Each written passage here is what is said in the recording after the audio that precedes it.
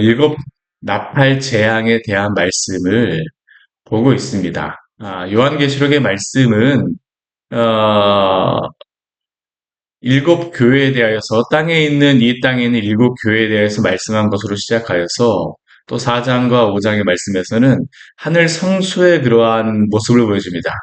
이 땅의 교회, 하늘 성소에 있는 그러한 교회, 그리고 그 이후의 말씀은 이 땅에서 일어나게 될 그러한 하나님의 심판과 재앙에 대한 말씀이 또 6장서부터 시작해서 16장 뭐 그 이후로 다 16장까지 뭐 그 이후에 20장까지의 말씀에서 나오게 됩니다. 이 땅의 사람들이 말세에 사람들에게 이 땅에 일어날 그런 말세 일들에 대해서 말씀해 주죠. 그래서 7장까지에서는 우리 8장 우리 중반절까지에서는 일곱인 재앙에 대해서 우리가 이미 보았고요. 8장 우리 중반절 이후서부터는 일곱 나팔에 대한 그러한 재앙의 말씀을 보고 있습니다. 근데 이 일곱 나팔에 대한 그 재앙의 말씀을 보게 되면 앞에 네 가지의 재앙은 자연에 대한 그러한 재앙이었습니다. 땅에 대하여서 하나님께서 심판을 내리시고, 그리고 재앙을 내리시고, 또 물에 대하여서, 바다에 대하여서 내리시고, 또한 민물, 강이나 여러 가지 먹는 그러한 물, 민물에 대하여서 재앙을 내리시고요. 또 그 하늘에 대하여서 재앙을 내리시는 게 바로 이 앞에 있는 네 나팔의 재앙에서 나오는 그러한 것이었습니다. 자연에 대한 그러한 재앙이 일곱 나팔 중에서 앞에 네 가지 나팔입니다. 그리고 우리 앞에 9장 1절서부터 12절까지의 말씀에서는 다섯 번째 나팔에 대하여서 말씀을 하였는데 그 말씀에서는 어떠한 말씀이 나오고 있냐면 어, 음, 무적행이라고 하는 곳에서 우리 9장 2절 말씀에 보게 되면요.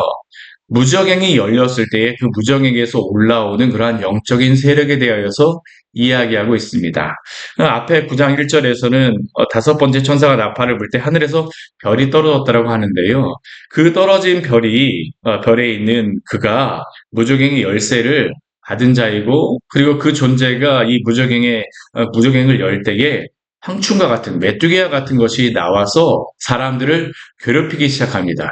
근데 이 사람들을 괴롭히는 게 어떠한 어떻게 괴롭히냐 이게 물질적으로 이렇게 괴롭힌다라기보다는 영적인 그러한 괴롭힘이 나와 있습니다. 그리고 이것을 직접적으로 해를 가하는 그러한 것들보다는 직접적으로 해를 가하지 못하는데 정신적인 그러한 해가 이 다섯 번째 나팔을 불었을 때에 일어나는 그러한 현상이었습니다.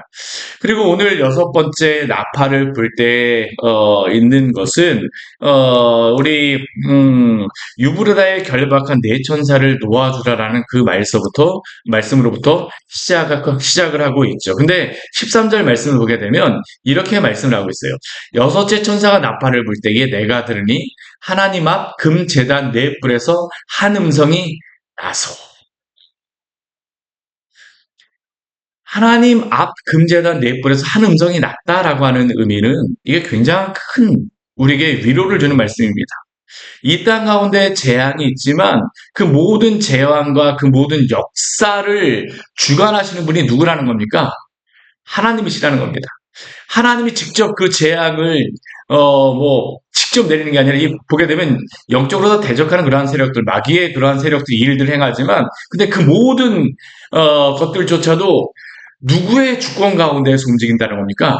하나님의 주권 가운데에서 움직이고 있다는 겁니다. 하나님의 주권 가운데에서 움직이고 있어요. 그리고 우리 14절 말씀에도 보게 되면 여섯째 천사가 이 하나님 음성이 나왔을 때에 큰 강 유브라데에 결박한 네 천사를 놓아주라라고 하는 그런 음성을 듣습니다. 그러니까 이 모든 것들이 하나님의 주권과 섭리와 그런 모든 것들에 따라서 이루어지고 있어요. 더군다나 15절 말씀을 보게 되면 또 이렇게 말합니다.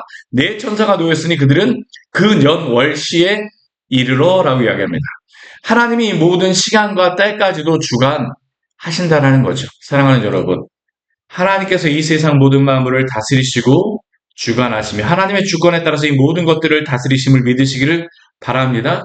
재앙의 그러한 모든 순간과 그런 어려움의 순간까지도 하나님의 그 주권 가운데 있다. 이게 누가 갖는 믿음일까요? 성도들이 갖는 믿음입니다. 아무리 어려운 순간이라 할지라도 하나님의 주권을 벗어나서 있는 일은 없어요. 아무리 악한 마귀가 성도를 무너뜨리려고 한다 할지라도, 악한 그러한 세력들이 성도를 무너뜨리려고 한다 할지라도, 하나님의 그 전능하신 손 안에서 오늘도 하나님께서는 당신의 뜻에 따라서 당신의 일을 이루어 가시는 줄 믿으시기를 바랍니다. 근데 이 여섯 번째 재앙은 어떠한 재앙이냐면, 앞에 다섯 번째 재앙은요, 정신적으로만 이게 그 영향을 미치는 그러한 재앙이라고 한다라고 하면, 우리 여섯 번째 재앙에서는 우리 15절 뒤에 말씀에 보게 되면 이러한 말씀이 있어요.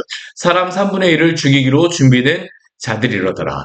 우리 그 일곱 인에서는 4분의 1이 강조되는데, 이 일곱 나팔 같은 경우에는요, 3분의 1이 계속 강조되고 있습니다. 앞에 네 나팔에서도 땅의 3분의 1, 바닥의 3분의 1, 강의 3분의 1, 하늘의 3분의 1, 뭐 하늘의 별들과 뭐 그런 것들의 3분의 1 이야기하는데, 여기 나팔에서 우리 여섯 번째 나팔이 불렸을 때도 그렇습니다. 사람 3분의 1을 죽이기 위하여 준비된 자들. 이 유브라데에 결박된 네 천사는 바로 사람 3분의 1을 죽이기 위하여서 준비된 그러한 사람들입니다. 근데 이 유브라데라고 하는 게 우리가 요한계시록 말씀은 분명히 상징적인 의미가 있어요. 우리가 성경 말씀을 보게 되면 이 유브라데라고 하는 의미가 어떤 의미가 있을까요? 이스라엘 민족이 큰 침입과 침략을 당할 때에, 특별히 북이스라엘이 멸망할 때에 유브라데 강을 넘어서 온 민족이 있습니다. 어떤 민족입니까? 아수르입니다. 아수르. 남유다가 멸망할 때에 이 유브라데를 건너서 온 민족이 있습니다. 어떠한 민족일까요? 바벨론 민족입니다. 바벨론. 그러니까 이 유브라데라고 하는 그러한 강은 하나님의 백성들 또한 이 세상에 대하여서 어떤 재앙적인 그러한 것들을 몰고 오는 것과 연관이 있다는 것을 우리 오늘 말씀 우리에게 보여주고 있죠. 더군다나 역사적으로 봐도 로마의 역사에서도 유브라데 강을 넘어왔던 파르티안 제국에 두 번씩이나 로마를 위협하였던 게 바로 이 유브라데 강을 넘어왔던 이 파르티안 제국이었습니다. 그러니까 이 유브라데라고 하는 그러한 강을 넘어온다라고 하는 의미는 이 땅에 있는 많은 사람들에게 재앙을 몰고 온다라는 것을 의미해요. 근데 이 유브라데 강을 넘어오는 이 준비된 사람들, 이 결박한 네 천사가 이 놓아주어서 넘어오는 그 군사들이 있는데, 이들을 무엇이라고 얘기하냐면 마병대라고 이야기해요. 우리 16절 말씀을 보게 되면 마병대라고 이야기를 해요. 마병대. 이 마병 같은 경우는 말을 타는 사람들이잖아요. 그렇죠? 이 시대에는 마병대 같은 경우는 쉽게 구할 수 있지 않습니다. 우리가 뭐 반지의 제왕이라든가 그러한 뭐 영화 같은 것들을 보게 되면, 예전에 고대의 그러한 전쟁들을 보게 되면요, 말 타고 와서 싸우면 훨씬 좋을 텐데 대부분 사람들은 무엇합니까? 예, 보병들이 대부분 싸워요. 왜 그럴까요? 준비된 말을 갖기가 힘들기 때문입니다. 그러니까 소수의 마병대들이 어떠한 전쟁의 핵심적인 지역에 가서 전쟁을 하곤 했었는데요. 근데 이 마병들은 조금 약간 달라요. 이게 이 마병대라고 하지만 이게 우리가 이 말씀을 잘 보게 되면 실질적으로 마병될 수도 있지만 이게 영적인 그러한 마병대임을 또한 우리에게 말씀하고 있습니다. 왜냐하면 여기에 숫자가 범상치가 않아요. 우리 뒤에 마병될 수가 몇 만이라고 합니까? 2만만이라고 합니다. 2만만. 2만만이라고 하는 것은 우리가 탱크 2만 대만 해도요, 굉장히 많은 겁니다. 우리나라 탱크 전 세계에서 가장 많은 나라 중에 하나거든요. 그런데도 불구하고 한 3, 4천 대만 그 정도밖에 저는 안 되는 걸로도 알고 있거든요. 뭐 러시아의 그러한 탱크도 만 대가 안 넘어갑니다. 근데 이 만이라고 하는데 그 뒤에 뭐까지 붙이냐면요, 만을 더 붙입니다. 이것은 이 숫자대로 한다면 2억의 마병대입니다. 2억의 마병대. 이 시대 로마 전체 인구가 2억 정도라고 이야기를 하는데, 2억의 마병대라고 하는 것은 이게 오늘날에도 굉장히 많은 겁니다. 전 세계 모든 군인들 숫자를 해도 2억 명이 우리 지금 이 시대에도 되질 않습니다.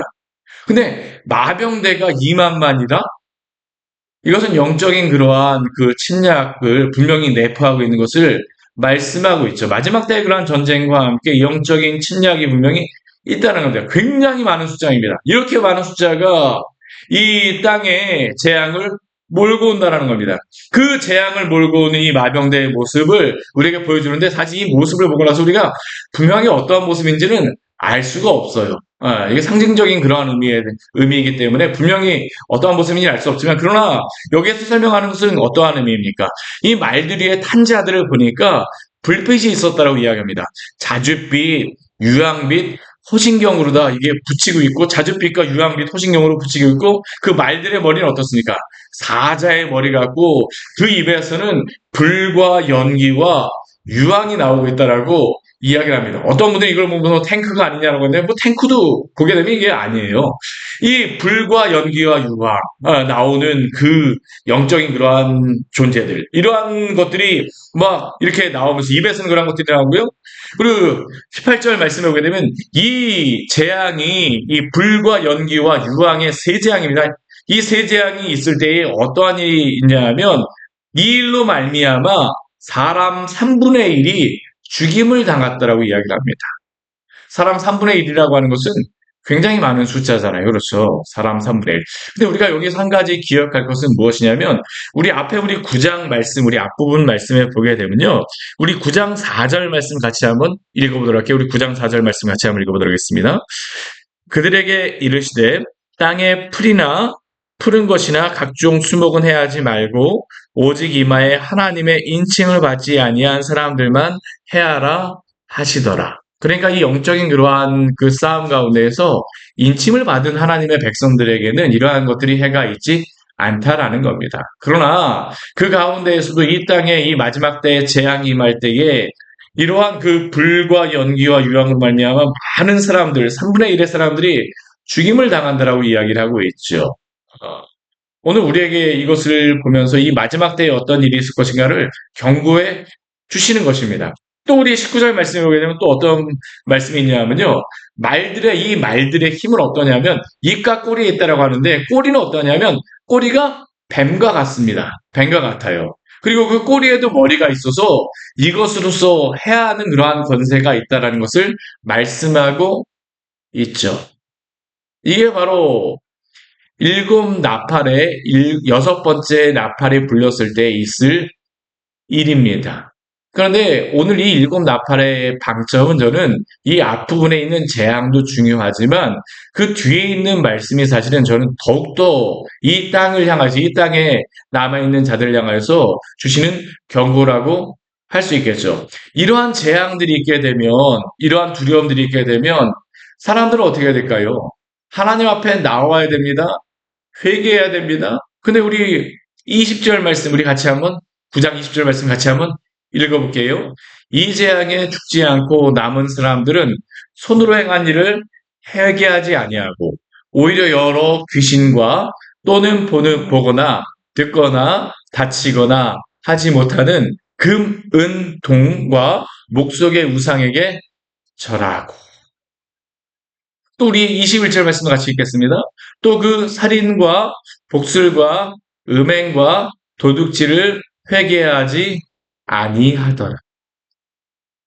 왜 이 말씀을 여기에 기록하고 있을까요? 마지막 때라도 회개할 것을 하나님께서는 말씀하시는 겁니다. 그런데 이러한 재앙이 있을 때에 사람들은 오히려 더 어떻게 합니까? 하나님이 아닌 허탄한 것을 더욱더 찾습니다. 구해주지 못하고 도움을 주지 못하는 보지도 못하고 듣지도 못하고 걸어다니지도 못하는 금, 은, 동과 같은 목석의 우상을 더욱더 찾습니다. 하나님 앞에 회개함으로 나오지를 않아요. 그리고 21절 말씀 보게 되면 또 어떻습니까? 그들이 행하였던 여러 가지 살인과 복술, 점치는 것들, 음행, 도둑질, 회개하며 하나님 앞에 나오는데 오히려 회개하지 않는다라고 이야기를 하고 있습니다. 이것을 말씀하는 것은 이 땅에 있는 사람들에게 회개하고 나오라고 오늘도 하나님께서 우리에게 경고로 주시는 말씀인 줄 믿으시기를 바랍니다. 오늘 이 재앙의 때가 아직까지 이 마지막에 급박한 중간은 임하지 않았어요. 그렇지만 우리에게 이 말씀을 주시는 이유는 무엇일까요? 우리에게 경고로 주시는 말씀은 무엇일까요? 우리 주변에 믿지 않는 많은 사람들, 또한 죄악에 여전히 주님을 믿는다고 하지만 죄악을 행하고 있는 그러한 사람들에게 회개하고 주 예수 앞에 나올 것을 말씀하시는 것 아니겠습니까? 어제 저희 교회 그 통전적 성경 읽기를 하면서 열왕기 그 상의 말씀을 보았습니다. 근데 열왕기 상 말씀을 보게 되면요. 앞부분은 솔로몬에 대한 그런 말씀이 나오고 뒷부분은 여러 열왕에 대한 그런 말씀이 나옵니다. 근데 이 솔로몬의 앞에 11장 정도까지의 말씀을 보게 되면 솔로몬이 처음에는 참 그가 겸손할 때에는 하나님께 많은 복을 받고 하나님의 그러한 은혜를 받은 사람이었습니다. 그리고 솔로몬을 통하여서 성전이 건축되게 되었죠. 그래서 솔로몬이 그 성전을 건축하였을 때 하나님 앞에 기도하는 것이 있어요. 무엇을 기도하냐 하면 이 성전을 바라보면서 이 나라의 백성들 또한 범죄한 자라 할지라도 이 성전을 향해서 기도하며 회개하거든 하나님께서 그 기도를 들으시고 용서하여 주시옵소서. 심지어는 이방의 민족이라 할지라도 이 성전을 바라보면서 하나님 앞에 죄를 회개하고 주 앞에 돌아오거든 용서하여 주시옵소서. 근데 참 안타까운 모습이 무엇인지 아십니까? 그 뒤에 그 성전에 대한 기도를 하고 나서 바로 솔로몬이 이 죄악으로 달려갑니다. 많은 아내를 두고 금과 은과 많은 것들을 하면서 하나님 앞에 범죄하는 것들을 보게 되어져요. 하나님이 두 번씩이나 꿈으로 나타나서 솔로몬에게 회개하기를 촉구하셨습니다. 근데 솔로몬이 어떻습니까? 그래서 전심으로 회개하고 그 길에서 돌이키지 못하는 모습을 열왕기 상 말씀에서 우리에게 보여주고 있습니다. 오늘도 하나님께서는 우리에게 말씀하여 주십니다. 또한 우리에게 때로는 은혜도 주셔서 우리가 죄에 가까운 데서 회개할 것을 알려도 주셨습니다. 근데 그러한 말씀을 알고 있음에도 불구하고 오늘 이 말씀을 주셨음에도 불구하고 만약 우리가 우리의 죄에서 회개하고 돌이키지 않는다라고 하게 되면 얼마나 우리가 어리석은 자이겠습니까? 오늘 이 시대를 향하여서 또한 회개할 것을 우리가 기도하며 또한 우리의 죄악의 모습이 있다면 회개하며 주 앞에 나아가는 우리 지혜로운 복된 성도들 되시기를 축원합니다. 하나님께서 이 모든 역사를 오늘도 주관하고 계십니다. 같이 기도하도록 하겠습니다. 하나님 아버지, 오늘 말씀을 통하여서 우리에게 귀한 은혜를 주니 감사를 드립니다. 하나님, 이 마지막 때에 있을 일 요한계시록을 통하여서 예수 그리스도의 계시로서 우리에게 펼쳐서 보여주셨습니다. 이 말씀을 우리에게 보여주셨음에도 불구하고 또한 회개할 것을 말씀하셨음에도 불구하고 하나님 아버지 회개하지 않는 이 시대를 향하여서 하나님 아버지 우리가 아픈 마음을 가지고 또한 이 말씀을 나누며 회개하며 나오라고 또한 전하는 우리 복된 성도들이요 또한 교회들로서의 그러한 사명들을 감당할 수 있도록 은혜를 내려 주시옵소서. 또한 우리가 하나님 아버지 여러 가지 세상 가운데 어려움을 당할 때에 하나님 아버지 우리가 그 가운데에서 허탄한 것을 찾는 것이 아니라 우리가 하나님 아버지 어려움에 눌려서 살아가는 것이 아니라 하나님을 구하며 하나님을 의지하며 살아가는 우리 복된 성도들 될 수 있도록 은혜 내려주시고 우리가 하나님 아버지 지혜로워서 이 땅의 것을 구하는 자가 아니라 하나님을 구하는 자들 하나님의 참된 복이 하나님이심을 날마다 믿고 살아가는 복된 성도로서의 삶을 살기로 나오니 주여 그 순간마다 우리를 깨우쳐 주시고 주께서 함께하여 주시옵소서. 이 땅 가운데 특별히 주의 부흥을 허락하여 주시길 바랍니다. 세상을 여전히 찾고 있는 이 시대를 향하여서 하나님 아버지 주님께 나오기를 하나님 아버지 힘써 외치는 교회 또한 성도 되기로 나오니 주여 이 땅을 변화시켜 주시고 부흥을 허락하여 주시옵소서. 예수님으로 기도드립니다. 아멘. 오늘 말씀 같이 기억하시면서 기도하며 나가도록 하겠습니다.